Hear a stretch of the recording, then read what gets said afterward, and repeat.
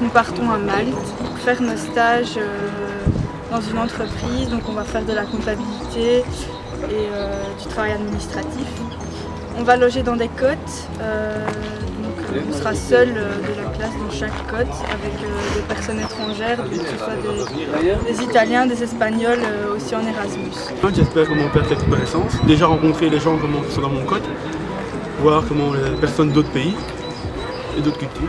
Ça va nous apprendre à vivre un peu, à être autonome et ça va améliorer notre niveau de langue. Nos compétences comptables et administratives et en même temps pratiquer l'anglais. Nous apprendre à être autonome et à vivre un peu comme des adultes. Je suis motivé, comme je disais avant, pour améliorer mon anglais et ma comptabilité et parce que c'est une très belle expérience à vivre et mettre ça sur son CV, c'est sympa. J'ai un peu des craintes par rapport à mon niveau d'anglais parce qu'on va devoir que parler en anglais et j'ai encore un peu des difficultés. Alors le projet, c'est un projet européen donc qui s'inscrit dans les projets Erasmus+, à destination de l'enseignement qualifiant. Donc c'est uniquement destiné aux élèves qui suivent une formation qui les prépare à un métier. Et dans l'école, les élèves de technique comptabilité se préparent à devenir aide comptable.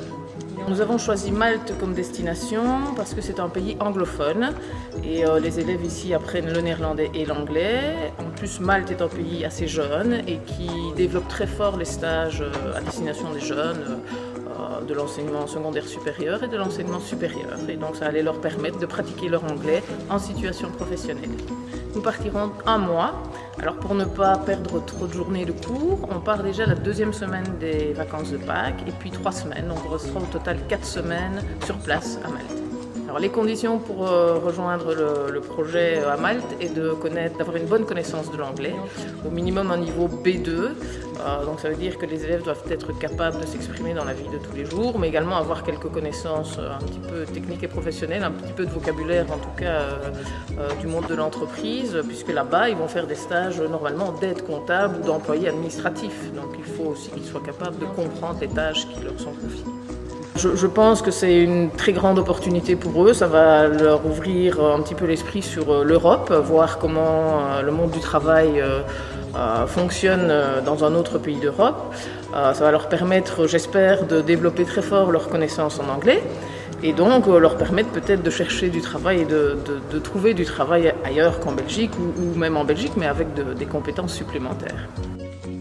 Alors, comment vous sentez-vous après ce vol et juste avant ce stage, Yona? Un petit peu fatiguée, impatiente mais stressée. Inquiet, impatient et fatigué aussi. Fatiguée et aussi stressée. Fatiguée et très stressée. Très stressée et j'ai mal à la tête. Très impatient de commencer demain et nous ça va. Impatient et on fire. J'ai faim. Pressée et stressée. J'ai très soif. C'est tout? Ouais, c'est tout. Pour moi, c'est complète. Confiant.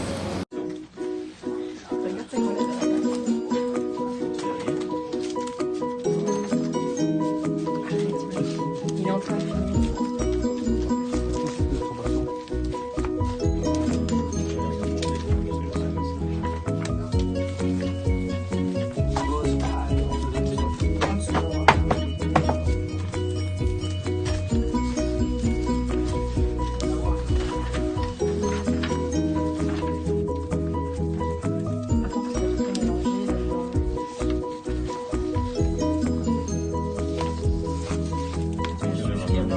J'ai travaillé à la commune de Dingli dans le mois et on a visité pas mal d'endroits comme l'île de Gozo, Comino, puis on a un peu fait le tour de l'île. On s'est retrouvé dans une commune où on a dû organiser un grand événement culturel pendant quasi tout le mois. Puis c'était super chouette parce qu'on a découvert la culture maltaise et on a su améliorer notre anglais. On gagne en maturité pendant un mois sans les parents, sans personne, on devient plus autonome. Je conseille ce voyage aux jeunes qui ont l'opportunité d'aller étudier à l'étranger ou de faire un stage parce que c'est un très grand point pour notre CV. Franchement, je suis améliorée et On peut remarquer aussi comment c'est le monde du travail. J'ai fait de l'administratif, donc l'encodage, changement de nom, modification de documents, tout ça. Sinon, c'est plus personnellement que j'ai appris, donc on va dire on a dû se débrouiller, tout ça, faire des cours, faire le linge, tout ça, donc c'était plus... on a, entre guillemets, grandi dans la tête. Je conseille ce voyage à d'autres personnes parce que ça permet de s'enrichir culturellement, parce qu'il y a plein d'endroits chouettes à voir, d'améliorer son anglais, de faire de nouvelles connaissances. Donc mon voyage en 3 mots, très simplement, amusement, travail et rencontre.